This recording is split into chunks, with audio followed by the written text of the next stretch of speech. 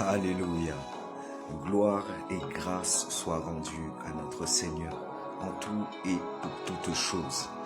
Toi qui es au travail, toi qui as commencé cette semaine, sois fortifié, sois encouragé et que le Saint-Esprit lui-même te soutienne tout au long de cette semaine. Que cette semaine soit couronnée de succès. Alléluia. Qu'il soit couronné de témoignages et de la puissance de la gloire du Seigneur dans et pour ta vie, à ce que chacun de nous rentre dans sa destinée. Car le Seigneur est grand, il est puissant, il est véritable et il est amour. Il a voulu les meilleurs fruits du pays pour chacun de nous. Il veut que nous soyons la tête et non la queue. Il a prévu que nous soyons des gens qui puissions rentrer dans sa gloire afin que nous ayons une vie de succès. Cependant, l'obéissance, afin que le Saint-Esprit conduise lui-même nos vies, est nécessaire et essentielle. C'est pour cela que, au-delà de vouloir et de courir pour certains après les bénédictions, oui, un mariage, d'avoir des enfants, d'avoir une voiture, d'avoir de l'argent. Mais si nous ne sommes pas une église sanctifiée, nous risquons de pouvoir rater le jour précieux qui est celui de l'enlèvement. Et le Seigneur nous-mêmes nous avertit que nul ne sait ni le jour, ni la date, ni l'heure, et qu'il reviendra et qu'il surprendra tous, tout un chacun, tel un voleur. Alors bien-aimés, le Seigneur est bon, il est amour, mais surtout il est vérité et il est justice. Alors nous voulons être de ceux-là qui le servons en esprit et en vérité, être ses adorateurs en vérité et en esprit. Alors que sa parole nous sanctifie encore en ce matin et que, alléluia, dans un cœur encore en ce matin, qu'il puisse déverser toute sa grâce, la grâce de sa bonté au travers de sa parole. Car il est Dieu, il est le Dieu créateur, il a les paroles de la vie. Il a créé le ciel et la terre par la parole. Il a fait toutes choses par la parole. Puissant est son nom. Alléluia. Et aujourd'hui, nous voulons parler ensemble de l'humilité. L'humilité. Est-ce que ça parle à quelqu'un, l'humilité? Eh oui, l'humilité est un fruit de l'esprit. Et Philippiens 2, 3 nous dit, ayez assez d'humilité pour estimer les autres supérieurs à vous-même. Quelqu'un n'est pas d'accord avec moi, il me dit, mais qu'est-ce que ça veut dire, considérer les autres supérieurs à vous-même? Eh bien, ce que Dieu nous demande de faire, sachez que c'est pour préserver l'unité. Et le contraire de l'unité, c'est la destruction. Nous allons avancer pas à pas. Et chacun de nous va comprendre l'importance de l'humilité. D'ailleurs, nous n'avons pas forcément besoin de comprendre les voies de l'Éternel, car ces voies sont élevées au-dessus de toute connaissance et de tout savoir. Mais nous avons besoin d'une chose, c'est de lui obéir en tout temps et en toutes circonstances. Alléluia. Nous avançons. Alors nous avions dit Philippiens 2.3 qui nous disait « Ayez assez d'humilité pour estimer les autres supérieurs à vous-même ». Tout le chapitre 2 de la lettre aux Philippiens peut servir de contexte à notre verset.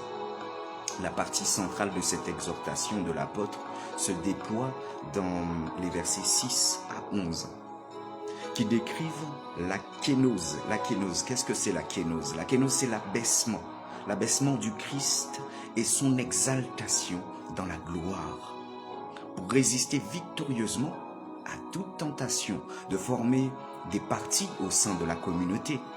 Alléluia, parce que toute la création a été et est dans le souhait de Dieu, dans son souhait parfait pour l'adorer. Et aujourd'hui, dans le manque de connaissance et dans la désobéissance, nous passons à côté de la volonté de Dieu. Alors le Seigneur nous dit que c'est pour résister victorieusement à toute tentation et qu'il ne veut pas qu'il y ait de parti au sein de la communauté. Que tout ce qui vient ce matin loue l'Éternel et lui rende gloire encore. Amen. Nous avançons. Les croyants sont invités à pouvoir acquérir les dispositions parfaites de celles qui sont en Jésus-Christ. Il nous a laissé son esprit. Ce n'est pas pour rien, bien-aimés. Son esprit nous soutient. Et de la volonté de l'homme, puisque le Seigneur dit qu'il place devant nous le chemin de la vie et de la mort. Souvent, d'entre nous et parmi nous, nous voulons Dieu pour les bénédictions, mais nous ne voulons pas qu'il soit notre Seigneur. La Bible dit que Jésus-Christ est notre Seigneur et Sauveur. Beaucoup veulent Jésus-Christ comme Sauveur, mais ils ne le veulent pas comme Seigneur. C'est-à-dire que chacun de nous utilise Jésus-Christ comme une épicerie, comme, je ne sais pas, voilà, pour pouvoir acquérir des choses, pour pouvoir être et avoir. Mais nous ne voulons pas nous soumettre à sa volonté. Que Dieu encore en ce matin puisse encore toucher nos cœurs et nous ramener, alléluia, à l'obéissance parfaite, afin que l'Esprit Saint lui-même nous conduise dans nos caractères, dans nos pensées, dans notre être entier.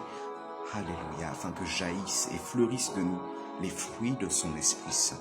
Nous avançons. Paul de Tarse, alléluia. L'apôtre Paul nous dit, le premier pas sur ce chemin, c'est d'inverser notre tendance spontanée à nous juger supérieurs aux autres. Alléluia. Voyez-vous, nous vivons dans une société, dans une communauté surtout, vous pouvez l'observer autour de vous. Lorsque quelqu'un vous rencontre, nous avons tous tendance à pouvoir poser cette question. Je n'aime pas cette question pour ma part. Qu'est-ce que tu fais dans la vie? Alléluia. Et lorsque les hommes savent ce que tu fais dans la vie, j'ai l'impression, moi en esprit j'ai ressenti ça, c'est pour pouvoir te donner un degré de respect et de considération en fonction de ce que tu fais dans la vie. C'est-à-dire qu'au travers de ce que tu fais, les gens pensent à peu près à ce que tu gagnes par mois et voilà. Ça va être leur degré d'estime en fonction de ça. Il ne faut pas que nous fonctionnions comme ça. C'est la chair qui agit ainsi. Nous sommes des adorateurs en vérité et en esprit. Les forts doivent relever les faibles. Au contraire, si quelqu'un se dit fort, c'est en cela qu'il doit être fort. Alléluia.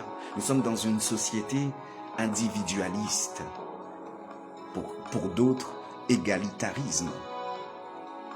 C'est-à-dire que certains se battent pour eux-mêmes, pour être, avoir et exister aux yeux des autres, sans penser qu'un jour ils comparaîtront devant le trône de gloire de Dieu qui leur demandera des comptes pour cette vie que Christ a payé le prix pour tout un chacun. Alléluia. Et notre société, les lois et toutes ces choses n'arrangent rien. Les règles et toutes ces choses. Toute la création est censée admirer, rendre gloire à Dieu et pouvoir utiliser tous les talents, toutes les compétences, tous les dons particuliers pour pouvoir accomplir l'œuvre de Dieu ici-bas. Les relations humaines sont de plus en plus réduites à des luttes de pouvoir, de position. Et la finalité de tout ça, c'est que ce sont des œuvres médiocres. C'est de la médiocrité. Nous avançons. Nous relisons Philippiens 2 au verset 3 qui nous dit « Ayez assez d'humilité pour estimer les autres supérieurs à vous-même. » L'original grec est difficile à rendre littéralement dans l'humilité. Estimer les uns les autres, au sens étant supérieur. Certes, la traduction classique de nos Bibles nous donne accès au sens du verset, mais est-ce qu'elle n'appauvrit pas le contenu en occultant la réciprocité? Alléluia. Il ne s'agit pas de déprécier en se redisant éventuellement, en faisant appel à la méthode de Coué. Les autres sont doués et je ne suis rien. Non. mais bien plutôt de rendre grâce pour les talents de notre prochain, pour les talents que Dieu a placés en lui, en partage. Pour moi, pour nous, c'est ce que Dieu fait, sans autant fermer les yeux sur la responsabilité aux égards des dons que le Seigneur, moi aussi, m'a confiés. Autrement dit, j'ai non seulement le droit, mais le devoir de pouvoir discerner mes talents, sans pour autant me comparer aux autres et sans m'en enorgueillir. Qu'as-tu que tu n'aies pas reçu? Qu'est-ce que tu n'as pas reçu? Et si tu as tout reçu pour t'enorgueillir, si tu ne l'avais pas reçu, fais comme si tu ne l'avais pas reçu. C'est 1 Corinthiens 4 au verset 7 qui le dit. Qu'as-tu que tu n'aies pas reçu? Et si tu as tout reçu, pourquoi t'enorgueillir comme si tu ne l'avais pas reçu? 1 Corinthiens 4, 7. Et si nous avons reçu, c'est de la part de Dieu. Et si nous recevons de Dieu, c'est pour, alléluia, c'est pour mon frère, c'est pour ma sœur, c'est pour ceux qui se perdent dans les ténèbres, c'est pour ceux qui sont égarés. Alléluia. Voilà l'œuvre de Dieu. Il faut y aller. Et ce que tu as reçu, qu'attends-tu pour en rendre grâce, pour le faire fructifier? Faire fructifier. Alléluia, nous sommes là pour faire fructifier la grâce qui est en nous. Et non pour la serrer, la garder jalousement et montrer aux autres. Vois-tu? Alléluia. Que le diable ne puisse point nous tromper. Alléluia. Seigneur, tu es bon. Nous avançons. Alléluia. Ne sommes-nous pas tous membres d'un même corps, chargés de son maintien et de sa croissance par la mise en œuvre de nos caractères, de nos charismes authentiques et respectifs? Alléluia. Les dons de la grâce sont variés, mais c'est toujours pour le même esprit. Alléluia. J'entends et j'ai entendu des personnes utilisant un mauvais langage en disant on n'est pas même chose. On n'est pas même chose. Qu'est-ce que ça veut dire? Si nous ne sommes pas la même chose ou même chose comme vous le dites dans votre expression, cela signifie que nous servons des dieux différents. Alors que moi, je sers. Moi, je ne réponds pas pour moi. Mais je parle d'un cas général. Parce que des personnes peuvent être affectées par ce genre de paroles. Et ce genre de parole n'est pas pour l'unification du corps du Christ, mais bien pour la division du corps du Christ. Alors nous devons faire attention aussi à ce que nos bouches déclarent, à ce qu'elles proclament et à ce que nous disons tout simplement pour l'amour de Dieu. Amen. Les activités sont variées. On a beaucoup d'églises, mais c'est toujours le même Dieu qui agit en tous. Les fonctions dans l'église sont variées. Mais c'est toujours le même Seigneur qui agit. Les ministères sont différents, mais c'est toujours le même Seigneur qui agit. Alléluia. Chacun reçoit le don de manifester l'Esprit en vue du bien de tous. Alléluia. 1 Corinthiens 12, versets 4 à 7. Il serait dès lors de mauvais goût et un peu respectueux du projet de Dieu sur nous de nous rabaisser systématiquement. Le Seigneur nous a pourvu des dons qui correspondent à notre mission propre, à nos ministères propres. L'obéissance de la foi nous invite à les mettre en œuvre avec l'humilité de celui qui sait n'être, alléluia, un désintéressé, un intendant de la libéralité divine. Alléluia. Comme la parabole des talents que nous rappelle Matthieu 25, du verset 14 à 30. C'est dans cet esprit que, alléluia, un seul mot qui synthétise l'essentiel de la vie chrétienne indique la vertu indispensable pour qui dans l'Église est appelé au service de l'autorité. L'autorité. c'est Dieu. Alléluia. Et le service que nous avons tous à assumer pour la part qui nous revient dans l'exercice de nos talents et de nos charismes, de nos caractères, au bénéfice du bien commun. Alléluia. Alors nous devons avoir assez d'humilité pour estimer les autres supérieurs à nous, comme nous le dit Philippiens 2 au verset 3. Dans les domaines où ils le sont effectivement, charge au prochain de faire de même envers moi. Alléluia. Il n'est pas question de quelqu'un qui est au-dessus de quelqu'un qui domine sur quelqu'un. Non. Alléluia. Il serait en effet non seulement orgueilleux d'agir ainsi, mais franchement ridicule de prétendre cumuler tous les dons et être le meilleur en toutes choses. Moi, je conçois les relations comme un échange. Je conçois les échanges comme interactifs par la grâce de Dieu, par sa grâce divine. C'est alors que je pense, que je fortifie, que moi aussi je suis fortifié par la personne qui est en face de moi. Alléluia. Alléluia. Nous devrons en tout cas, si quelqu'un pense qu'il est bon et qu'il est capable en toute chose et qu'il se suffit à lui-même, cette personne-là doit s'inquiéter de sa santé spirituelle. Alléluia. Parce que nous ne parvenons, il ne va plus parvenir à pouvoir, alléluia, être émerveillé, voir Dieu au travers des autres et pouvoir communiquer une joie, alléluia, une joie spontanée de servir le royaume, conformément au plan et au désir de Dieu. Une telle humilité qui n'est autre que la vérité et la simplicité. Ça devrait être l'attitude de tous ceux qui sont chrétiens et qui se disent chrétiens.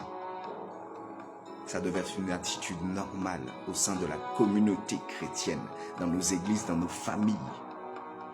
Alléluia. Mais pour bien vivre cette disposition, la réciprocité est nécessaire.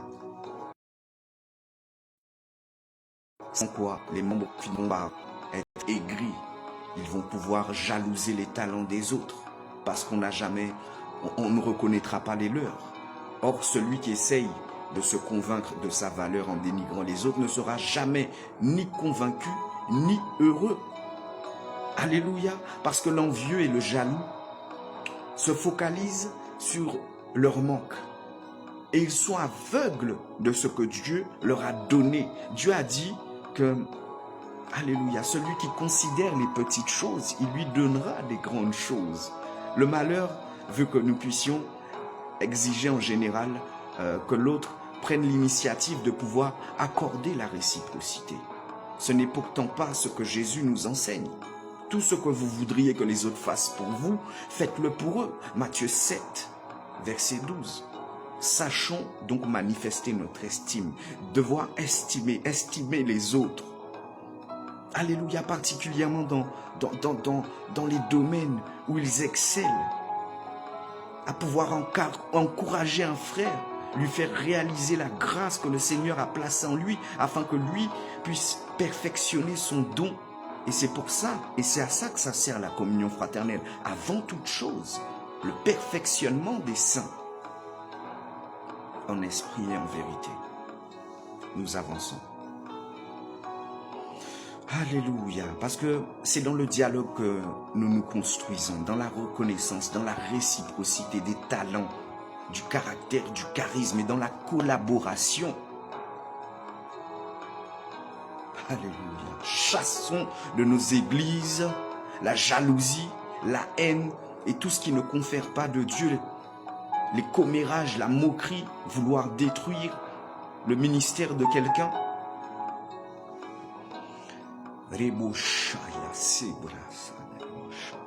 Alléluia. Ayons assez d'humilité pour estimer les autres supérieurs à nous-mêmes. La parole nous invite à humblement valoriser les dons de Dieu. parce qu'il convient de lui rendre, de pouvoir. Lorsque nous manifestons les dons, nous rendons grâce à Dieu. Alléluia, quel qu'en soit le bénéficiaire, mon prochain comme moi-même. Paul nous disait que nous devons, il dit en 1 Corinthiens verset 4 à 5, « Je ne cesse de rendre grâce à Dieu à votre sujet pour la grâce qu'il vous a donnée dans le Christ Jésus. En lui, vous avez reçu toutes les richesses, toutes celles de la parole et toutes celles de la connaissance de Dieu. » Alléluia. Cette action de grâce sincère pour les dons du prochain nous ouvre, alléluia, nous ouvre à l'Esprit Saint qui nous donne la joie, qui nous donne la paix et nous dispose à pouvoir reconnaître mes propres qualités, mes propres dons, à pouvoir les faire fructifier. Parce que chacun, nous avons des dons que nous devons considérer afin qu'ils grandissent et que Dieu, pourquoi pas, nous en donne d'autres pour la gloire de Dieu et le salut du monde avant tout. Ce n'est pas pour nous. Ce n'est pas pour nous que nous nous sommes levés pour Dieu. Alléluia.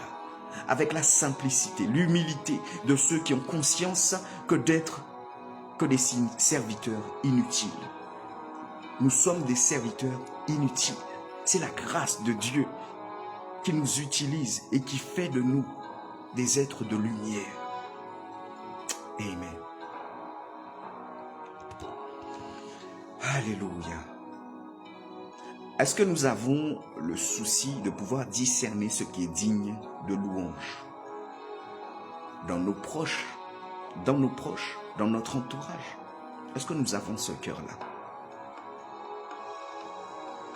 J'ai beau être le seul à le faire dans ma communauté, peut-être dans ma famille ou peut-être dans mon entourage ou peut-être même dans le département où je suis, je n'arrêterai pas. C'est ce que Dieu attend de nous.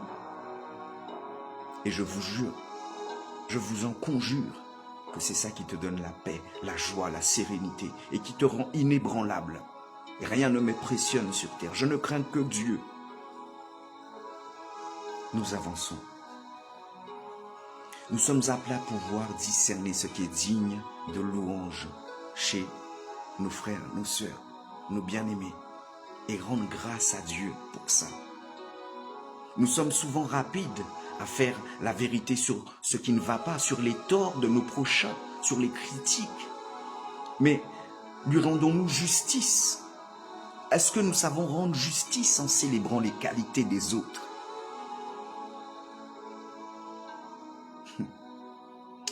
Alléluia. Nous avons tous tant besoin de reconnaissance.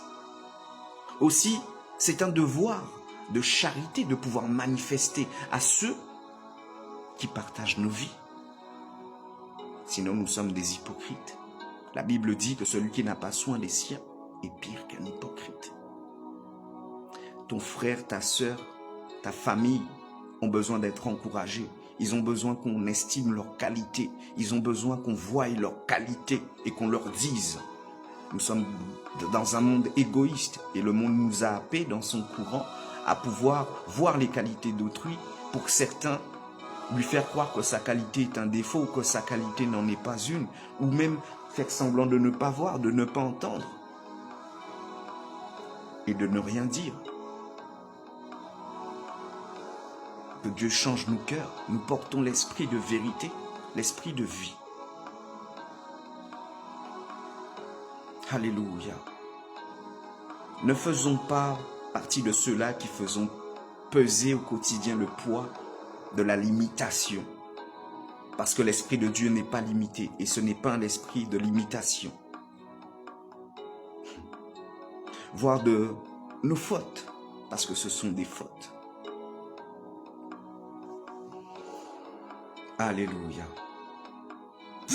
Nous devons même prendre ce temps dans l'intimité de pouvoir rendre grâce à Dieu pour les qualités de nos proches.